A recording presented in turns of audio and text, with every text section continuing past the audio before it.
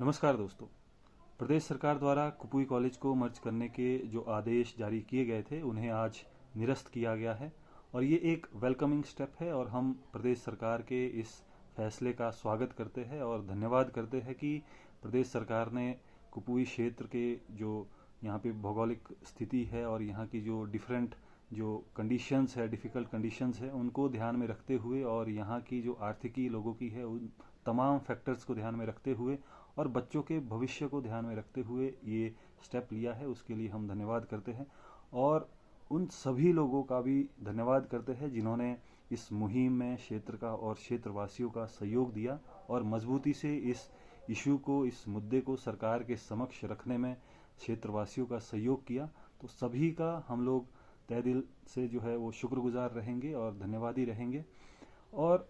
अब क्षेत्रवासियों से ये अपील रहेगी कि इस कॉलेज को अब हमने मर्ज करने से तो बचा लिया है, लेकिन हमारा जो कार्य है वो यहीं पर समाप्त नहीं होता है। अब हमें ये सोचना होगा, इस दिशा में कार्य करना होगा कि कैसे हम इस कॉलेज में एनरोलमेंट बढ़ाए, कैसे इस कॉलेज में हम जो सुविधाएं है, जो मूलभूत बेसिक जो सुविधाएं कॉलेज में रहती है, चाहे वो स्टाफ की हो, चाहे वो इंफ्रास्ट्रक्चर की हो, चाहे वो ऐसी सपोर्टिंग फैसिलिटीज़ की हो जो किसी भी कॉलेज को रन करने के लिए ज़रूरी रिक्वायर्ड रहती है, तो ऐसी तमाम सुविधाएं यहाँ पर बच्चों को मिल सके जिससे इवेंचुअली फिर एनरोलमेंट यहाँ का इंक्रीज हो पाए। तो उस दिशा में अब हमें कार्य करने की आवश्यकता है। सरकार से ऐसे मांग रखने की आवश्यकता है कि यहाँ पे वो सुविधाएं भी मुहैया करवाई जाए ताकि आने वाले समय में फिर से ये जो आज समय देखने को हमें मिला था वो दोबारा से ना लौट कर आए। और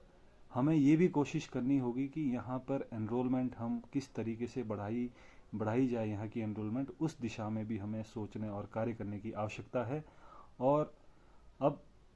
कोई भी व्यक्ति 2-3 दिन से 4 दिन से मैं ये देख रहा था कि सोशल मीडिया में सभी लोग अपने अपने लिए क्लेम करने आगे आ रहे थे कि अब हमारी हमारी जो मुहिम थी या हमने जो है कॉलेज को बचाने के लिए इनिशिएट लिया या हमने कॉलेज को बचाने के लिए बहुत कुछ किया या हम ही है या हमारे द्वारा ही, इस तरीके की बातें सोशल मीडिया पे निकल कर आ रही है। तो हम लोगों को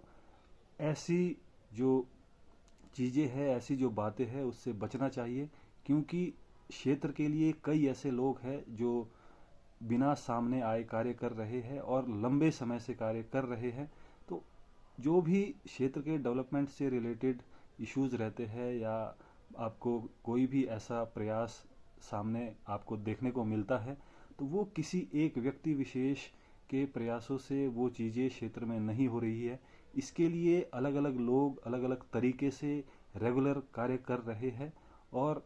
टायरलेसली कई लोग पर्दे के पीछे रहकर कार्य कर रहे हैं। तो बहुत सारे लोगों के कलेक्टिव एफर्ट्स से ही क्षेत्र में जो विकास है वो आगे बढ़ रहा है। और कोई भी व्यक्ति ऐसा ना सोचे या कोई भी व्यक्ति ऐसा क्लेम ना करे कि उन्हीं के द्वारा ही केवल क्षेत्र हित में कार्य किया जा रहा है और जो भी मुद्दे क्षेत्र के सॉल्व हो रहे हैं या जो भी क्षेत्र में विकासात्मक कार्य हो रहे हैं वो केवल किसी व्यक्ति विशेष द्वारा किए जा रहे हैं या करवाए जा रहे हैं। तो ये कलेक्टिव एफर्ट रहता है।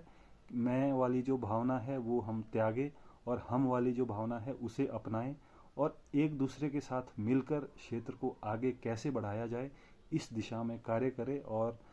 आगे भी हम इसी तरीके से सोच के साथ आगे बढ़ेंगे, ऐसी मेरी आशा है। धन्यवाद।